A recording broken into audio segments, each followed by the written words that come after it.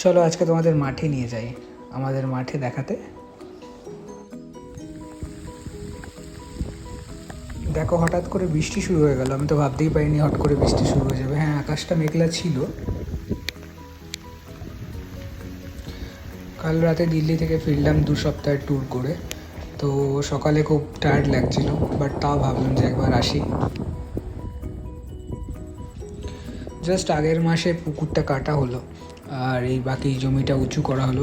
এগুলো অ্যাকচুয়ালি জলা জমি, বৃষ্টির সময় এইগুলো জল থাকে অনেক। তো এখন সবে গাছগুলো লাগিয়েছি, দেখাবো তোমাদের কী কী গাছ লাগিয়েছি। এখনও অনেক গাছ লাগানো বাকি। একটা ছোট কুঁড়েও বানিয়েছি আমরা এই বৃষ্টির সময় বসার জন্য বা রোদে বসার জন্য। তো অনেক আম গাছ লাগিয়েছি, কিছু নারকেল গাছও লাগিয়েছি, বাবা কিছু মাছও ছেড়েছে, আরও কিছু মাছ ছাড়তে হবে। দেখো পেঁপে গাছগুলো, পেঁপে গাছ, বেগুন গাছ, এর ছোটো ছোটো অনেক রকম গাছ আছে, আতা গাছ, বেল গাছ, আরও অনেক গাছ আছে। মোটামুটি 50-60টা গাছ লাগিয়ে ফেলেছি এখনও পর্যন্ত, তাও এখনও অনেকটা বাকি আছে। পেয়ারা গাছ। আগের দিন নৈহাটিতে গেছিলাম বাবার সাথে ভোরবেলা মাছ কিনতে।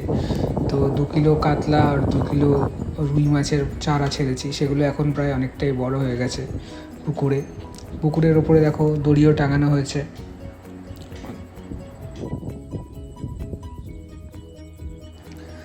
আমার গাছ লাগাতে খুব ভালো লাগে, বাট বাড়ির আশেপাশে গাছ লাগালে অনেকেরই আপত্তি, অনেক এর আশেপাশের লোকেদের পাতা পড়ে বা অনেক অন্যান্য সমস্যা হয়। তো আমার অনেক দিনের শখ ছিল যে এরকম একটা জায়গা হোক যেখানে আমি গাছ লাগাতে পারবো। তো আমরা এটা করতে পেরেছি, আস্তে আস্তে তোমাদের দেখাবো যে কী করে আমরা এটাকে করছি। এখানকার মাটিও খুব অদ্ভুত, শুকনোর সময় একবারে পাথরের মতো, আর বৃষ্টি পড়লে একবারে ক্রিমের মতো, সব হাঁটা চলাও খুব অসুবিধা। ও আশেপাশের জমিগুলোতে সব ধান হয়েছিল, মেশিন দিয়ে সব ধান কেটে নিয়ে গেছে ওরা। তারপর বৃষ্টিতে জল জমে গেছে। কিছু তিলও হয়েছিল, দেখো আমাদের জমিতে ওরা তিল রেখেছে, যেটা পাশের জমিতে হয়েছিল। জলে একটু ওদের ক্ষতিও হয়েছে তিলের জন্য, তিলের জল জমে গেছিলো। এখানে মেনলি বেশিরভাগ ভিড়ই বেশি, বাট সামনের দিকে দেখবে অনেক মাঠ, পেঁয়াজ চাষ খুব ভালো হয় এখানে, আরও সবজির চাষ হয়। ধানটা সেরকম হয় না, ধানটা শুধুমাত্র একবারই চাষ হয়। বিকেলে আবার আসবো আজকে কিছু শাকের বীজ নিয়ে, কিছু শাকের বীজ ছড়িয়ে দেবো, লাল শাক, অন্যান্য কিছু কিছু শাক।